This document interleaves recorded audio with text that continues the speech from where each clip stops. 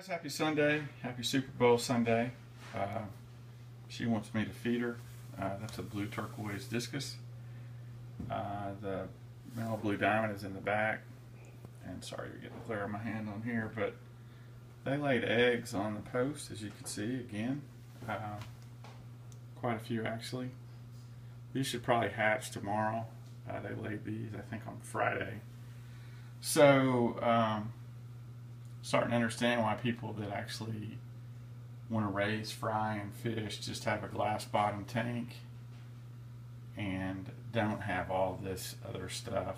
But plants are bouncing back. I cut the hours on the lights back by an hour, and if you notice, this is really just from an algae bloom.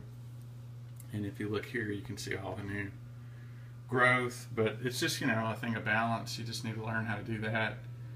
And it's funny because these plants look terrible, but they're really going to bounce back. What's going to happen is that algae is going to kill all those leaves, and then it'll grow back as long as I cut back on the lights. So, and here you can see this wisterias bouncing back, and then you can see the tips on this baby tear bouncing back. So, but it doesn't look pretty, but it'll clear up eventually.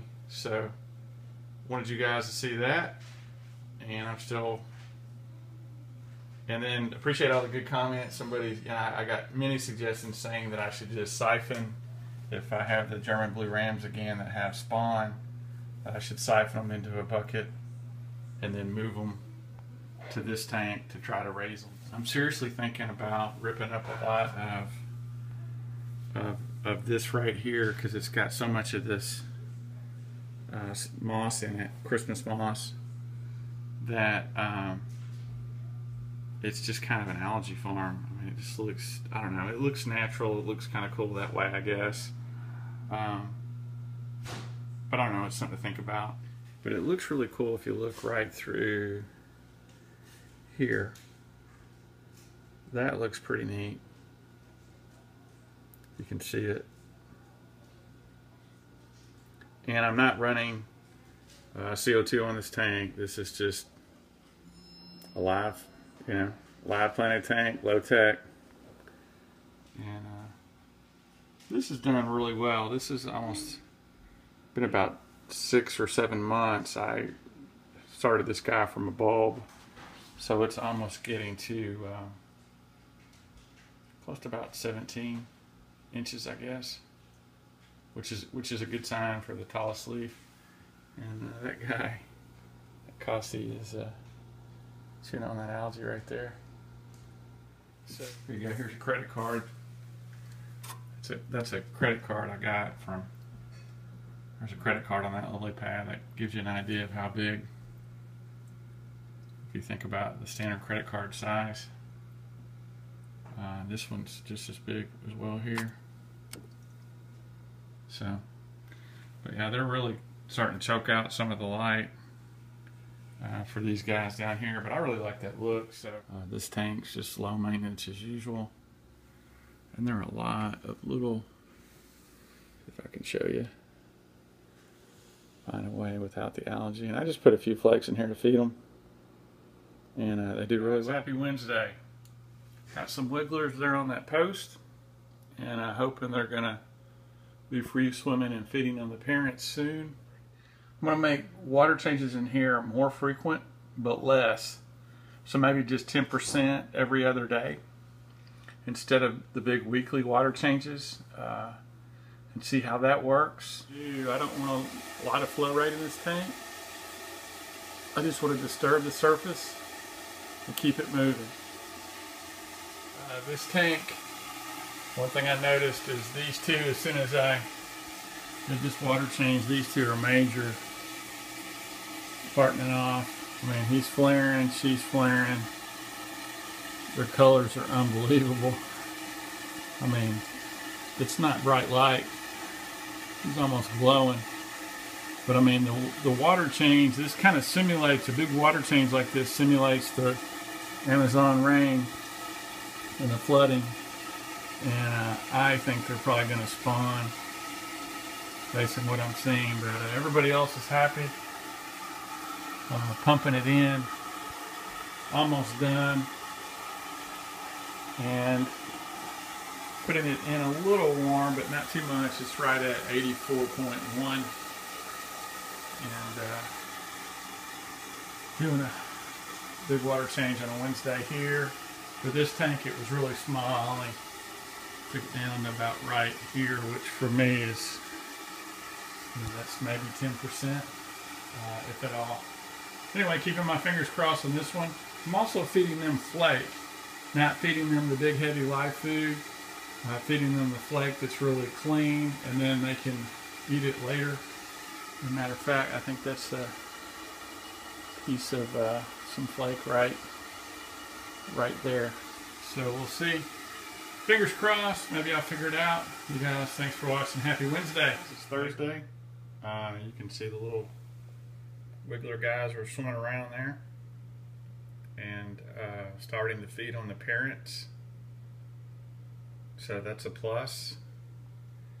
And I put in a few flake, and what I've been doing is just putting in a few and then just going ahead and sinking them so they don't sit on the top or get stuck over there in the top of those plants and not eaten. Because used to be I had not snails, but I had shrimp that would go hunt them down. I don't have that here. So, but anyway, kind of excited about how this is working. I really feel like I needed a slow flow rate, which I've really turned this down to where it's just trickling now.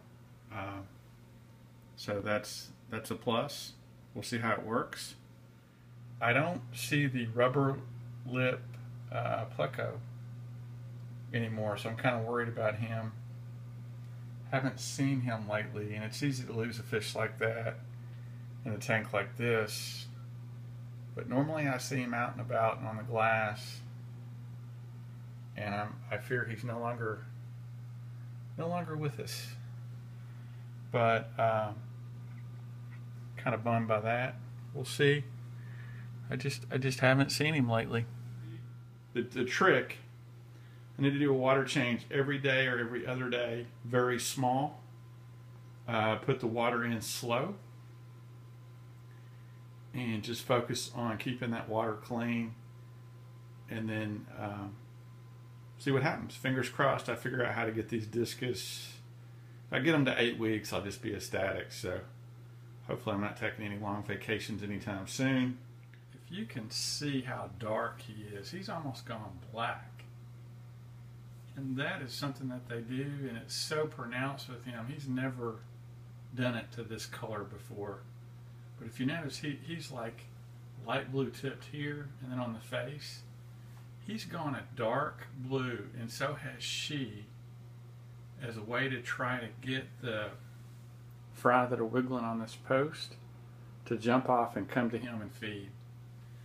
But I'd mentioned it before. It was one of the things that really amazed me about this discus, that they have the ability to darken up. And you can really see it. Matter of fact, you can see him moving. And the fryer kind of switching to her. But he has really darkened up. And it is so cool to watch. So I'm just going to take my time with these. The plan is just do water changes every other day, about 10%. Be slow with it, and then keep the current kind of going slow so nobody gets lost in the flow. But you can really see how I just think that's cool. And she's normally really, she's a blue turquoise. Normally you see a lot of the red in her, and she's gone dark as well. And here I'm going to try to zoom up a little bit so you guys can really see the fry swimming around now. They're starting to feed on the slime coat from the parents. And look at his contrast. I have never seen him darken up that dark, which is a good sign. He's a proud dad, and he should be. So.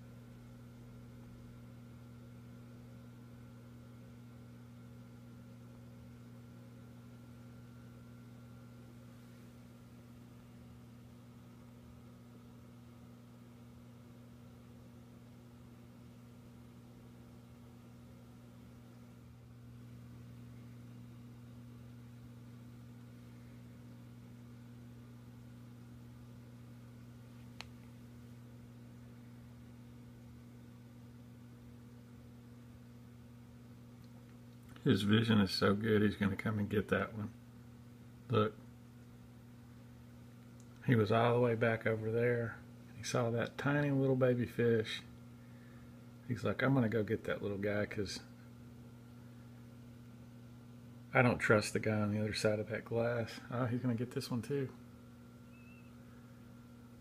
He takes him over there and spits him on that post. See? Or spits him out.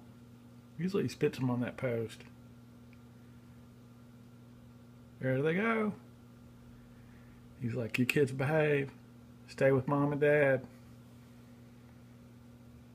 It's cool. It's a cruel world out there. Don't be lunch. But if you guys know, go look at previous videos of this guy.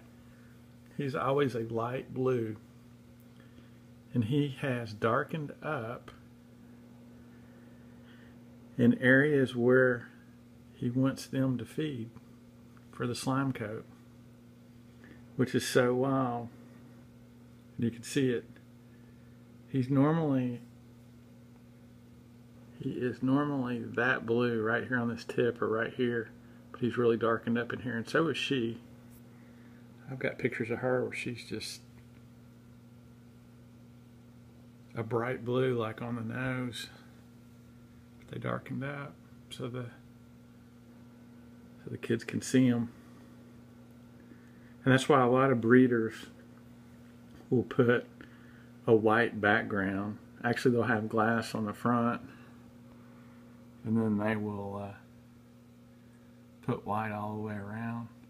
Another thing they'll do is if they have a discus that's a snowball or a white discus, for whatever reason it's hard for the kids to see them, and so they will actually move the fry in with another set of discus that are parenting, so it's easier for them to find them, which I thought was interesting. But yeah, you can see he's normally hiding from me. Anybody who's watched his channel knows this guy doesn't get in my grill unless, actually he's never gotten in my grill, so he like runs and hides in the corner, but not now. Kind of cool to see.